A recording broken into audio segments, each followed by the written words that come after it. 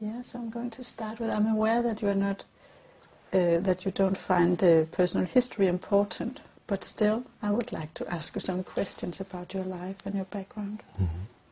So, how did you grow up? Where did you grow up, and in what kind of family?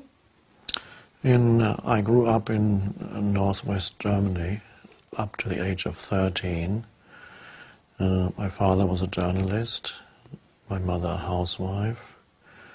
Then my parents got divorced when I was 12, and my father dropped out of conventional life and society. He was an early dropout before the term dropout even existed, and he went to live in Spain. So my parents got divorced, my father left to live in Spain, and I was very unhappy at school. So at 13 I refused to go to school any longer. That was my only act of rebellion as a child. I was on the whole a very meek, obedient child, but something within me prevented me from going to school. I just couldn't do it anymore. So I stopped. My mother didn't know what to do with me. So finally it was decided that I should join my father in Spain, who had remarried, and lived a very unconventional life. He lived on his savings for a few years, and then he started working there. So I spent my teenage years from 13 to 19 in Spain, and so the Spanish language became my second language, and I was taken out of the culture that had surrounded me for the first 13 years of my life, and then placed in a completely different environment and culture. And that probably was a good thing, because if one spends one's whole life in one particular cultural environment, one tends to become conditioned by that particular culture without knowing it.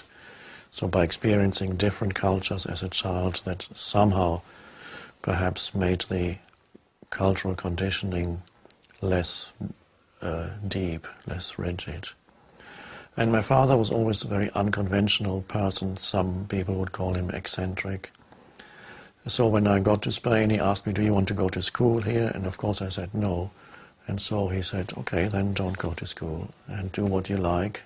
And that's what I was able to do. I was reading certain books that I liked to read, studying. I began reading some literature. I went to language classes in the evenings and afternoons and studied some other subjects that I was interested in, like astronomy and so on. So I grew up without, especially in my teenage years, without the pressure that most youngsters experience. And then at 19 I went on my own to live in England. Okay, and then you started to have an education in England? Yes, in England I was offered a job, although I didn't have any formal qualifications. Miraculously, somebody offered me a job, and I was actually teaching English and Spanish, German and Spanish for a few years at a language school. And then a kind of quest started, and also what also started at that point was already the beginnings of depression that I would experience periodically, and living in a state of increasing anxiety, a kind of generalized anxiety. And I was looking for some answer to the dilemma of life and living, and I was looking to philosophy and the intellect for an answer. So I began to read a lot, and then I thought the answers would probably be found at the universities. The professors would know. So I took the exams that I needed in evening classes to get to university, and then I went on to London University, where I did languages and literature, and increasingly became more and more unhappy and continued to search and absorb more and more knowledge.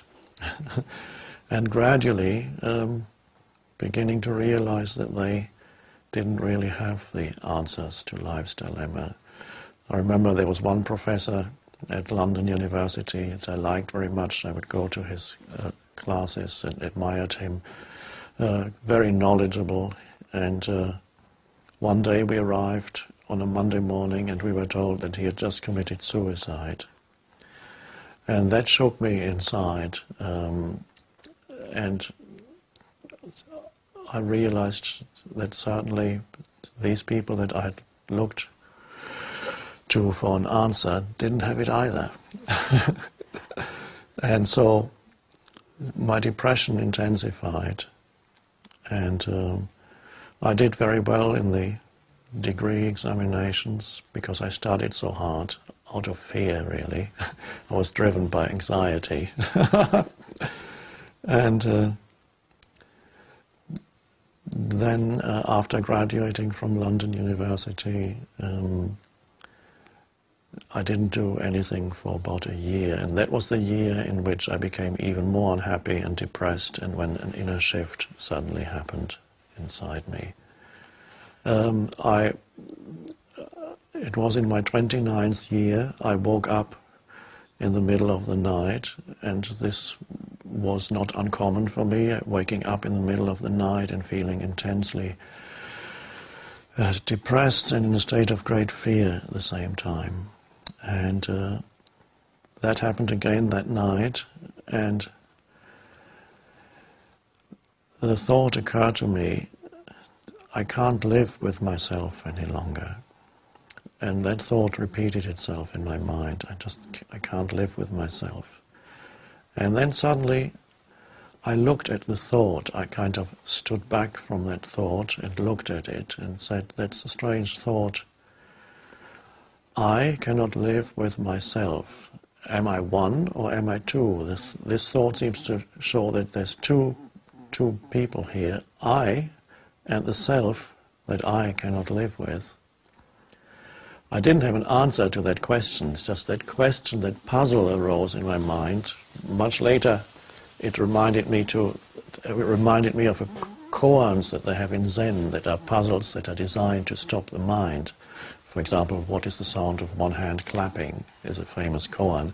And it doesn't have an answer on an intellectual level, and so the question that arose in my mind also didn't have an answer on an intellectual level. Who am I, and who is myself that I cannot live with? But that question triggered an inner shift. Something inside me, and I didn't understand it at that point, must have disidentified from the self, the unhappy me, as I later called it. So a kind of an inner disidentification happened. The I am, which I later recognized as the consciousness that I am, separated itself from the conditioned entity, the conditioned consciousness that provided me with my sense of identity, the self. And that consisted largely of an unhappy story. So then I felt I was like being drawn into some kind of vortex of energy, as if I were disappearing in that. And there was still a moment of resistance. And I heard something almost like a voice inside me that said, resist nothing. So I gave up resisting the feeling of almost the feeling of disappearing into nothingness. And so that, don't remember very much else of that night. All I know is that the next morning I woke up and I opened my eyes and I looked around the room, and everything seemed as if I was seeing it for the first time. Fresh, new, alive. The light coming through the windows, familiar objects on the table. They looked fresh, new and alive. So I got up and went out for a walk, and I looked around, and everything seemed so peaceful. Even the traffic in the city seemed so peaceful, and I knew something strange had happened. There was suddenly, everything was filled with aliveness and peace, and I didn't know why. And that went on, and then this inner peace as the background to all experiences and the background to all sense perceptions, even as the background to my thinking, that then never really left me again. But it took me a long time to understand it, to be able to put it into words. And so a little later I started investigating other spiritual teachings, for the first time Buddhism, Christianity, and more contemporary spiritual teachings. And very quickly I recognized the truth that is in many cases hiding underneath sometimes centuries of cultural additions, interpretations and misinterpretations. And I could see the truth that's in Buddhism, that's in Christianity, the original teachings. And in turn, they shed light on what had happened to me. For example, I picked up the New Testament and I read Jesus' words, "The peace that passes all understanding." I said, that's exactly what I feel. I have this peace and I don't understand what it is. So he must have had the same experience. Peace suddenly arose, which was not causally related to anything in the external world. It wasn't caused by something wonderful happening in my external environment. So it didn't seem to have a cause, an external cause. And then later I visited Zen teachers and so on, and again I recognized the truth of Zen immediately, but they also helped me to understand and put what had happened to me into a wider context. For example, I remember talking to one Buddhist monk who said, who talked about coming to the end of always having to thinking. And he said, Zen is about not thinking, ultimately. And I immediately realized something that I actually, strangely, I hadn't realized before, that my thought processes, ever since that happened that night, had become reduced by maybe 80%. So I wasn't actually thinking that much anymore. And that's why there was so much peace. So I realized the continuous mental noise, as I now call it, which is the compulsive and largely useless thinking that most people are continuously engaged in, that had come to an end. There would still be some thought, and I could use thinking when I needed it, and occasionally thoughts would come in and out, but there were huge stretches of no thought. And in those long gaps and intervals of no thought, there was that wonderful experience of inner peace. And I realized that inner peace had been there before, even when I was still anxious, but had simply been covered up by the anxiety, by the hyperactive mind. And so this then gradually developed into a spiritual teaching. So the spiritual teaching now attempts to show people that they have within themselves already what they may perhaps are looking for on the outside. The aliveness, the peace, the sense of deep inner fulfillment is already present in every human being as their innermost essence. So it's not a question of needing to obtain or acquire something new, which is often what spiritual seekers are looking for. Everybody is looking to acquire something to fulfill him or herself. They may be looking for it on a material level, or on the level of experiences, or on the level of accumulating knowledge, or accumulating wealth, or spiritual seekers want to add more spiritual experiences to who they are, or find themselves at some point in the future. And you can't, because if you're looking to the future to find yourself, you're missing yourself already, the essence of your being, which you can only find in the now. So my realization that night took me years to understand, and in the process of understanding it At the same time, people would already come to me occasionally and ask questions. So gradually I was able to talk about it, and I was able to recognize in others what I had been through. It's the same dilemma, perhaps with the exception perhaps that I was suffering from it more acutely than many others. That's all. I was even more deeply immersed in the mental noise and the emotional turmoil than would be normal. But the same mechanism operates in everyone. So the teaching now is to point out that there is a dimension in you that is deeper than what you normally identify with as yourself, that is deeper than the me, the personal history that most people believe is who they are. And so the recognition of that dimension comes when you make room inside yourself for the present moment, because it can only come out of an inner alignment with now, as I call it, which is life itself.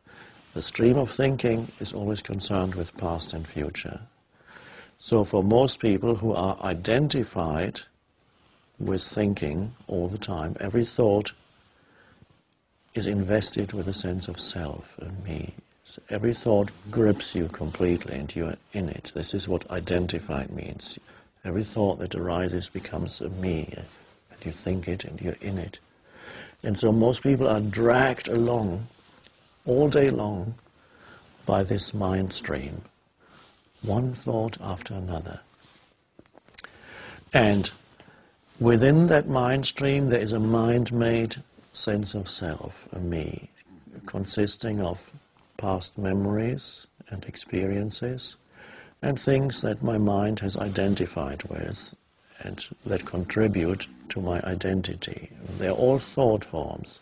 For example, my possessions, my knowledge, my experiences, or what people have done to me, what I have done to people. Things that, whatever you identify with and then hang on to in your mind, becomes a me. And that was really the self that night I recognized as not really me.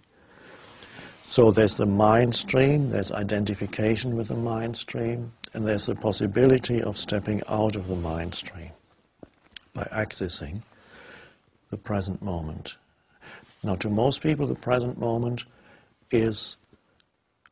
almost doesn't exist, because what they're really interested in is the next moment, or the one after that.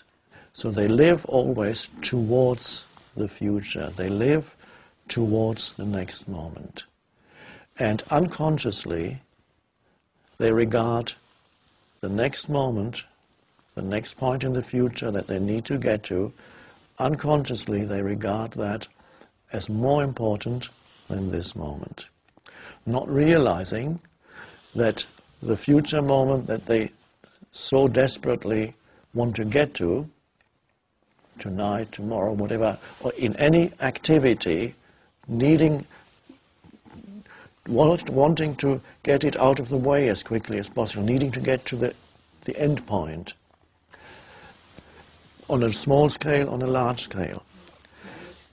Yes. For example. Yes. Yes. And so they don't recognize that the future has no existence except. So when you always live towards the future, you live your life trapped in a conceptual reality of thought forms, which assumes a greater significance for you than the immediate reality of life, which is always now. Because your life consists entirely of the present moment.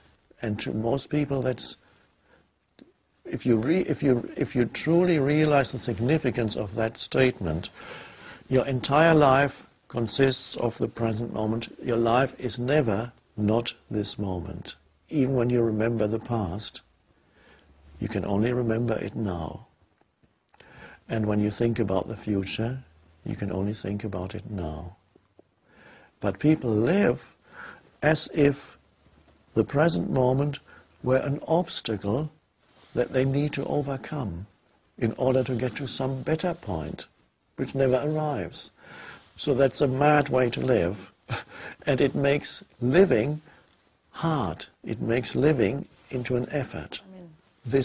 We've been conditioned over thousands of years. The human mind, which was a wonderful thing, the ability to think at some point, long time ago, must have arisen in humans, the ability to conceptualize mentally. And this has opened up a whole new dimension for humanity, and of course it has made humanity the most powerful species on the planet, because humans are not physically the strongest species, but they were able to dominate all the other species because of their ability to think.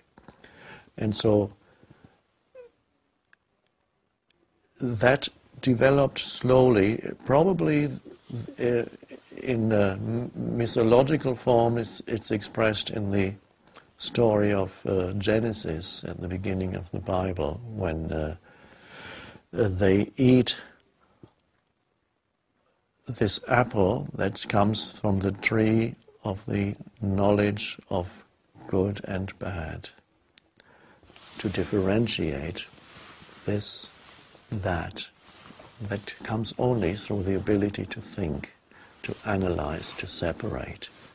And so that gradually developed in humans, and at first it wasn't a problem. It opened up new possibilities. Then over thousands and thousands of years, the thinking mind became stronger. It grew and grew, and gradually they lost connectedness with something that is deeper and more essential within themselves. We could call that being, the sense of aliveness, a deeper intelligence even that is more than just the thoughts that go on in your head. So gradually, humans, because of the growth of the thinking mind, lost their ability to sense their deeper connectedness with life. And then now we have arrived at a point where our whole sense of who we are is caught up in the mind and in thought. So we have been through an evolutionary stage, which was a necessary one for humanity, and we could call that the stage of mind, the stage of thought. And to such a point now that we are completely possessed, I use that word, we are possessed by the mind without knowing it. We cannot stop thinking, it seems. We can, but for most people that's not yet a reality. They have to think, the compulsion to think, and to derive your sense of self from the movement of thought. We're arriving at the end of this whole evolutionary stage, and for humanity now to go on, it needs to transcend the mind, no longer be possessed by the mind, to go beyond the compulsion to think into a deeper level of being. So it's almost like regaining what they have lost. But when you regain something that you lost, you regain it with a deeper awareness. And this is the process that we are involved in now, that humanity is involved in now, because an evolutionary transformation, a transformation of consciousness, really is no longer a luxury, so to speak, is no longer optional for humanity. For the first time in the history of humanity, the transformation of consciousness is a necessity if humanity is to survive, because we are creating havoc on the planet. We are creating hell to a large extent on a planet that potentially is paradise. Is that why you, you could have chosen just to stay on your own and being on your own, but you chose to be a teacher and to go out and teach. Why is that? Yes. Being a teacher was the response to a demand that came to me. So it was not so much, it wasn't a conscious choice that, oh, I want to teach or I need to teach. It simply arose out of, first of all, individual people coming to me and asking questions or wanting some kind of help or becoming drawn, becoming interested in what I had to say, and experiencing an inner shift after coming a few times. And so being a teacher, that developed organically without me ever deciding I want to be a teacher. And so from seeing individuals, it gradually developed into occasionally meeting in small groups, and that went on for a few years. And out of all these meetings with individual people and small groups, I took notes after meeting with people often, because things that I said in those individual sessions or group meetings were things that were new to me also. They came out of that moment. They came out as a response to a person's question. So I would often take notes, and I had a collection of notes after a few years. And some of those notes later became incorporated into The Power of Now, the book. And so The Power of Now is in part the result of my work with people over a number of years, and in part the arising of also a new teaching in the process of writing it. I read one in an interview you gave that that for a lot of years you were only absorbed in being, and you were not doing anything. Yes. And it was a kind of unbalance in your life. Yes. Could you describe that? Yes. Well, after the transformation happened that night, my external life for a few more years went on as if nothing much had changed on the external level. I went on to do graduate work. However, my heart was never fully in it anymore, in intellectual pursuits, in analytical work. But that was, my external life had a certain momentum. So it went on for a few more years, and then that momentum came to an end. And a point arrived when I was, and suddenly I realized this has come to an end, and I simply walked away from it all. And after that, 2 years followed in which I did very little, and I didn't have a home of my own. I would drift from here to there, spend most days just sitting. When it was warm enough, I would sit outside on park benches or walk around. I was then in London at that time. And I was so deeply immersed in the peace, almost the bliss of the simple experience of being, the simple feeling the goodness of life every moment, that I lost interest in future completely. There were no ambitions, and I wasn't even interested in doing anything. So from an external viewpoint, one could say my life for a while became unbalanced. I became so deeply immersed in being that I lost interest in doing. One could almost say I lost the ability for a while to be active in the world. And then gradually the ability to be active in the world came back. So a balance after a while re-established itself. So I'm now able to be active in the world and at the same time be rooted in being. One does not exclude the other. But for some reason I had to go very deeply within for a while.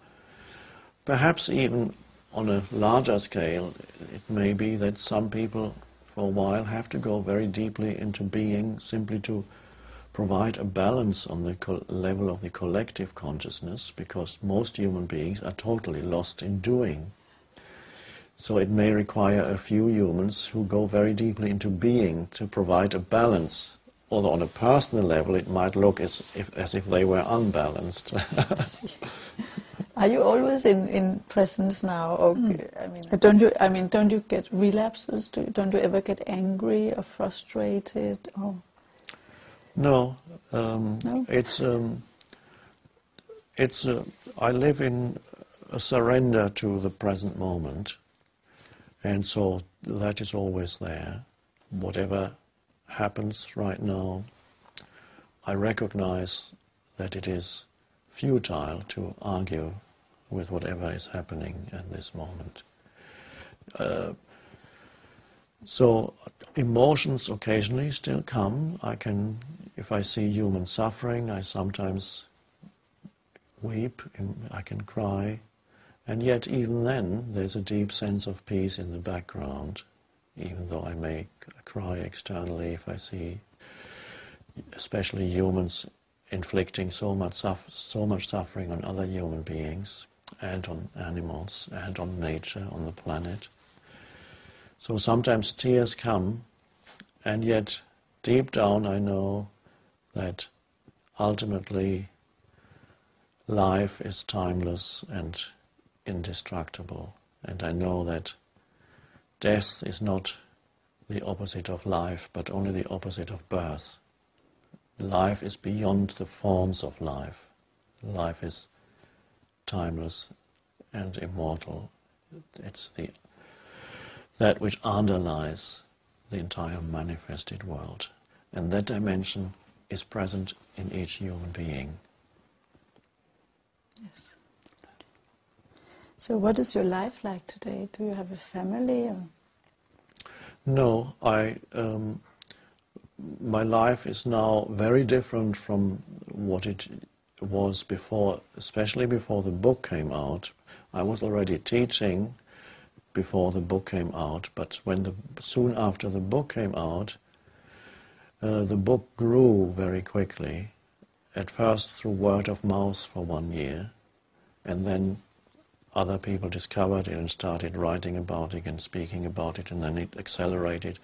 So soon after the book came out, the teaching developed a momentum that was almost overwhelming. And it turned my external life around completely, from living a very sheltered life, a very quiet life, almost a hermit-like life. Suddenly, everybody wanted me to teach, and demands for this and that were coming in, invitations flooding in from all over the world, and so on. And then I responded at the beginning to almost every invitation, and then I realized it's impossible. I can no longer respond to every invitation.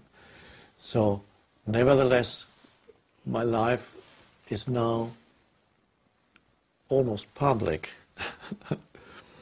and the groups become bigger and bigger. In the United States, the average number for talks is 2,000 people now. And so I'm very much out there in the world, and this is not something that naturally I would have chosen for myself. My natural inclination would be to be withdrawn, not to be known. I like to be invisible in public places, not to be noticed, and that becomes more difficult now. And yet I accept the fact that this is how it is. So there's a lot of traveling, and there's been so much in the past few years that now I feel I need to cut back for a while. And I believe my feeling is that the cycle of going out into the world, which has lasted now for 6 years, may be coming to an end, and there may be coming a cycle of withdrawal for a little while, in which another book may come into being. And so I've had to surrender to the fact that my external life changed completely. It's been wonderful too to see how many people are being reached by the teaching, the book, and the talks and the retreats, how many people are open to the message. That was the greatest surprise after the book came out, because when I was writing the book wrote itself, one can almost say. My feeling was that only people who had already been on the spiritual path for a long time would respond to the book. And that was not the case. People responded to the book, both people who had been on the path for many years, they responded, but also people who had never read a spiritual book in their lives, who had never had access to that dimension. They suddenly wrote to me and said, "My life has changed, this is incredible. I've read this book several times already, and it's fresh and new every time, and there's so much peace in my life suddenly." So the book seems to have reached all kinds of people, no matter what their background is. Also, education doesn't seem to matter very much. Some highly educated people are open to it, and others who are not equally open, because it's not difficult to understand on an intellectual level. And yet, not everybody is open to the books. There are people who wrote to me and said, I bought a copy for a close friend, and he found it completely meaningless. He read 2 or 3 pages and said, doesn't make sense to me, and so they put the book on the shelf. And it may well be that in 10 or 20 years' time they take the book down from the shelf again, and suddenly there's an inner readiness. So many people are open, but certainly not everybody. I have some more questions about this new situation of yours. I mean, you have become a success, and your books have sold in millions of copies all over the world, and you have become famous, and you're making a lot of money. How do you handle that? I'm not very good at handling the external things like money. So basically it hasn't made very much difference to my life, and I haven't really paid much attention to it. Most of my attention is absorbed by teaching or answering questions and so on. And yes, I live in somewhat more spacious surroundings now than I used to, but that's really all. So that hasn't made very much difference. I'm hardly aware of it. For a large part of my life I lived with very little money, and probably people would have said I lived below the poverty line, as they call it. And yet I never felt poor. I always felt I have quite enough. And now I don't feel wealthy any more than I did then. So it's exactly the same feeling. So it's a very abstract thing, the fact that now there is more wealth in my life on the external dimension is only an abstract truth to me. It has not affected me inside at all, and it's only very slightly affected my external life. I walk around cities and look at shops, and I sometimes like to look at things, but very rarely do I actually feel the impulse to go and buy something. It's enough to look at a beautiful object and then walk on. So I wouldn't know what to buy with it. There is the possibility at some point that there may be a center, a spiritual center coming into being. So if that happens, then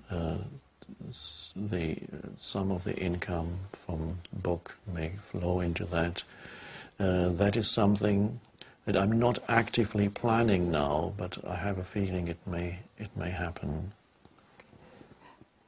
And I also imagine that many people want to have something from you, and yes, they are maybe they are admiring you, putting you in a place of a guru. Or yes. And how do you relate to that? Do you need to protect yourself? Or? Yes, Before, it used to be the way that people, anybody who wanted to see me, could just call me or talk to me on the phone. I would talk to them and say, "Can I see you?" "Yes, come." And then, after the book came out, that became impossible because the phone kept ringing. And so, in one sense, when I was only reaching a small number of people, however, there was the satisfaction of having close personal contact with people who came to me. Now, the close personal contact, because the numbers have grown so much, that has become lost to a large extent. And yet, the teaching is reaching far, far, far more people than it did before. So really, and this is very much the same in any situation in life, every situation has its own limitations. There were certain limitations to my life on an external level when the teaching was not yet reaching many people. The teaching was very limited in that sense, although it was very satisfying. Now the limitation is that people cannot access me personally very easily. I have to have several people in between me and the world, simply because on a practical level, it's the only way I can live. I cannot reply to every email or answer every letter, and thousands of letters come in all the time, and emails. And I cannot just pick up the phone and answer it, so that it's harder for individual people to reach me. It's difficult, if not impossible. And that's simply, I need to accept that is a limitation that's unavoidable. Knowing, however, that the teaching is reaching far more people than ever before. Yes, it's a pity. I still sometimes have a little group at home in Vancouver of people I've known for a long time. Even before the book came out, they used to come to see me. So occasionally we get together as a little group of 20 people or so in my living room. And I enjoy that very much. So that's how it is. It's always a question of surrendering to whatever the present moment presents you with, and whatever limitations there may be at this moment. There's no situation that is free of limitation of one kind or another. Why do you have an explanation why your teaching applies so much to modern people? Well, the terms used, the words, the terminology that is used in the teaching, the words that are used, which are no more than pointers, not philosophical explanations, they are relatively neutral. They don't carry the weight of centuries and centuries of past as they do in ancient teachings. So they're not culturally conditioned in that sense, relatively neutral, and so they can reach many people no matter what their background is. People who may have a religious background can be reached if they are open enough, because I don't deny that there is deep truth in every religion. This is why I quote in The Power of Now from Buddhism and Hinduism and Christian teachings. And even people who have no religious background whatsoever can be reached by the teaching. This is one reason, perhaps, why it has reached so many people. And another reason is that the Power of Now was written, it came out of that state of consciousness that it points to. So it came out of a state of inner stillness and receptiveness, spontaneously. The writing was a spontaneous act, although I incorporated some of the writings that I had done in previous years. There was an enormous, very strong creative impulse that flew into the writing. It flowed into the writing. So the book contains an energy this sounds perhaps a little mysterious, but many people have said it, that when people read the book, the words go beyond the mere informational value of the words. This is why one can reread the book many times and still feel it's fresh and new. And every time you read, and maybe it may just be 1 or 2 pages, the reading of it can put you back into the state that I call presence. Because whatever the book speaks about ultimately points to that inner state of alignment with the present moment. So people can just pick up the book, read a couple of pages and feel the mental noise slows down or subsides, and they become awake again, alert, present in the now, and they can sense some peace inside. And so that's what it's all about. So that is at work in the book, and it is also at work in the group sessions, because in the group sessions, nothing is ever prepared. I don't come with a script. I don't even come with any idea in my head what we are going to do today or talk about today. When I sit down on the chair, I have no idea, even few seconds before opening my mouth, what's going to come out. So in that sense you can say it comes really out of the immediacy of the present moment. And so what words come out depends very often on the energy field of the group. And so there is an interaction between the teaching, the teacher, and the taught. There's an ancient Eastern saying that says the teacher and the taught together produce the teaching. And that's how it is. And that's why the teaching has great power, because it doesn't come from the accumulated knowledge of the mind, but it comes out of the immediacy of the present moment. It's not prepared. And even on a retreat that lasts for 3, 4, 5 days sometimes, there's absolutely no pre-planned structure to the retreat. It all grows organically out of the present moment.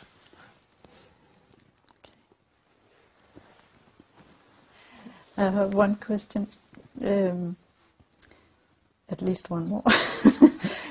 You talk about surrendering, and you talk about suffering as one path to surrendering to presence. And you say that some people don't need the suffering. But anyway, surrendering is beyond will and wanting. So what does it take? And what about grace? I imagine that it takes grace also. Could you comment on that? Yes.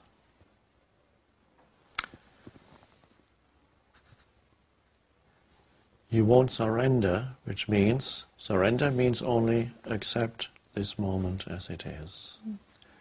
But you won't be able to surrender unless you're completely fed up with suffering. You've had enough suffering. And at some level, you recognize that most of your suffering is self-created. It is created out of resistance to what is. It is created out of an interpretation of something that is. It comes from a thought, from an interpretation, not from the situation. So you realize really that I've had enough suffering, and only when you've truly had enough suffering in your life are you able to say, I don't need it anymore. Suffering is a wonderful teacher.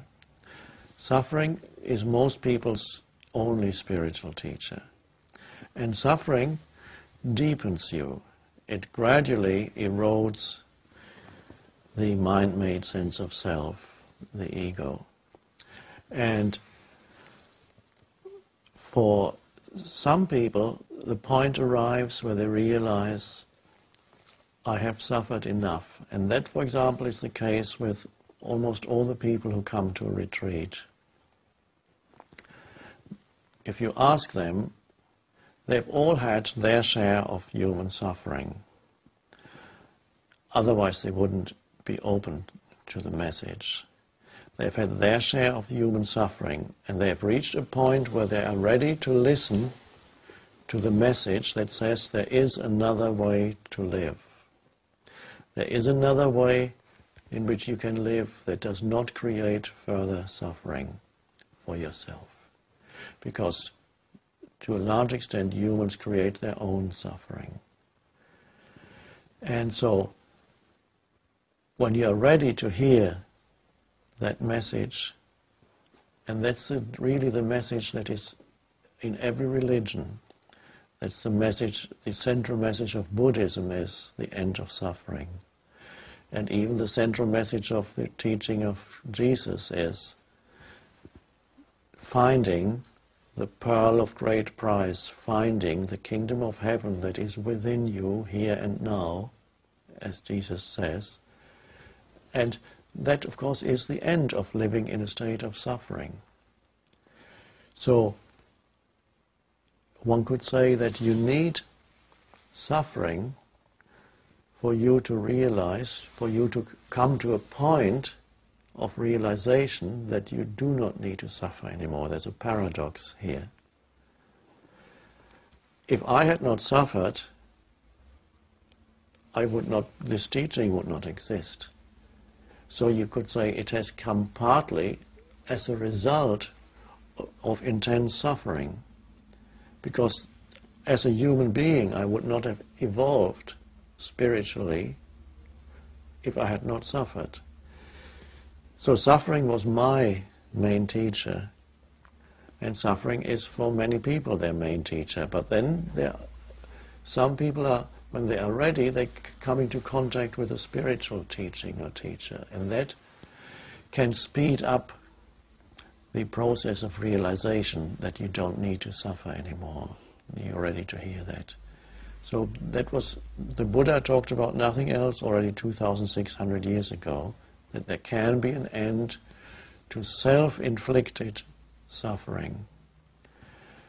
And when you don't inflict suffering on yourself anymore, and remember, it's the thoughts. Your thoughts make you suffer more than anything else. It's not usually the situation, it's your interpretation of the situation, of how dreadful it all is.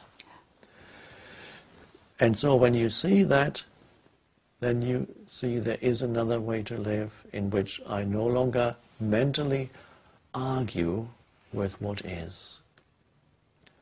And that's the end of self-inflicted suffering. And if I no longer inflict suffering on myself, I no longer inflict suffering on others, because the two go together.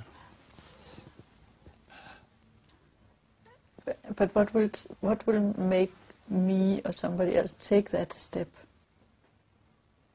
Is it just acceptance?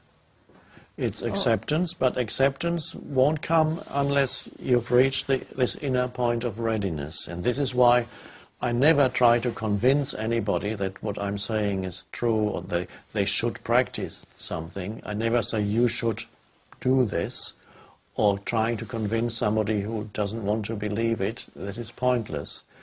Only if you are ready internally for it. And so one way of putting it is, say, if you have suffered enough, then you're ready, then you're open to it, and you immediately see the truth of it. You immediately see that you ultimately make yourself suffer. It's not the situation, it's the mental interpretation of the situation, which in most cases is a form of resistance. And that creates the suffering. And so you need to, when you hear these words, if you don't immediately recognize the truth, if there's an inner arguing, that's fine. There's no should here. There's no, the teaching never says this is how you should live. It's only if you can hear the truth of it, it will make sense to you, and then it can help you. So it can only help those who have an inner readiness. But there are many, many people alive now in whom the readiness is there. They are able to hear it, to truly hear it, and immediately recognize yes, this is true. Convincing never works. But being in the presence, I mean, is it a possibility for everybody? It's being in the present moment is a Yeah. possibility for those who are ready for Yes. it. Not yet for everybody. What if we were? I mean, what would happen? Would we have electricity, and would it work? One thing is certain, that the world would look very different from the way it is now. We can't possibly imagine how the human world would look if everybody lived in a different state of consciousness, in a state that is predominantly a state of inner peace. What kind of civilization would we create out of a state of inner peace? It's impossible to predict. All we can say is that probably it would not be as complex as it is now. People would not be running around continuously engaged in largely pointless activities. It would probably not be such a noisy civilization as it is now, because no civilization has ever been as noisy as this one, and that's simply because whatever human beings create externally is a reflection of their inner state. So we are polluting the planet simply because our inner selves are being polluted by an enormous amount of negativity, of continuous resistance. So the outer is always a reflection of the inner. So if the inner is predominantly a state of inner peace, we create a peaceful world on the outside. What exact form that would take, we don't know. We'd have to see what it is. It would very probably be a much more simple world, more harmonious and beautiful. Not nature is beautiful already, but I'm speaking of the human-made world. Is it possible in a few words to say what is the essence of your teaching? Is that possible? Well, the essence is very simple, and the essence could probably be taught, and perhaps one day will be taught to very young children at school. And children are very close to it anyway. The essence is, I could put it in the most simple terms, because the most simple is often the most powerful. The essence is to make the present moment into your friend, not your enemy. To always ask yourself, what is my relationship with the present moment? At this moment, of course. What is my inner relationship with the present moment? Is the present moment, am I friendly towards the present moment? Or am I hostile towards the present moment? Is the present moment my enemy? And then that would be enough to bring about a change, because when you realize that you are making the present moment into your enemy, and you also know that that's all you ever have in life, then you realize it is a mad way to live. To treat this moment as if it were an obstacle to where you want to get to. And you never get there because it's always now. Then your relationship towards the present moment changes. It changes, and your relationship becomes one of yes rather than no to what is. It does not mean that you become passive or that you will never do anything again. It simply means that the foundation for any action you take is the state of yes to what is. And if there's the inner state of yes to what is, that is the state of inner peace. And inner peace is much more powerful as a foundation for right action than the state of resistance and negativity. So that is the essence. Find that state of inner alignment with the present moment, which comes with a yes. And then see what happens. See how your world changes as you no longer resist the isness of this moment. Thank you. It was what you concluded the teaching about your role as a teacher. And you said something about you have nothing to teach to nobody, something like that. Could you just state that, how you see your role as a teacher? In conventional terms, teaching means that I give you information that you didn't know. I add something to you. So a student absorbs new information, accumulates new information. But in spiritual teaching, the teacher just points to the truth that is already in every human being, and also points to the way in which that truth that is already in every human being is covered up. And anybody who is ready can immediately recognize the truth of the teaching as if they had already known it, because on some level they already knew it. And that's why I say I don't really have anything to teach in the sense of adding information to you. There's nothing that you need to add in order to find yourself and be yourself. You can add on an external level. It's nice to learn new things. It's nice to explore this or that, and yet on an essential level, the essential level is the level of who you are, your innermost sense of self. It's the level of being. On the most essential level, no matter where you are at in your life, what your life situation is, on the most essential level, nothing needs to be added to who you are. So the spiritual teaching is not a more, it's not an addition. It's simply a pointing towards that which is already there. And those who are ready then suddenly recognize the truth of it. Recognize means they already knew it. It's almost like remembering it. Ah, yes. And then there's no question about it. Convincing is not necessary. It's immediate realization. Then spiritual teaching works as it should.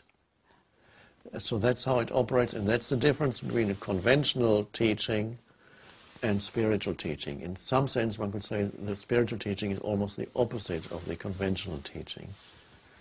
If anything, it takes something away from you. It takes away that which covered up who you are. But it is not taken away by the teacher. It's taken away by yourself when you see it and become conscious of it. That's very clear. Yes. Thank you very much. Thank you. Thank you for your time.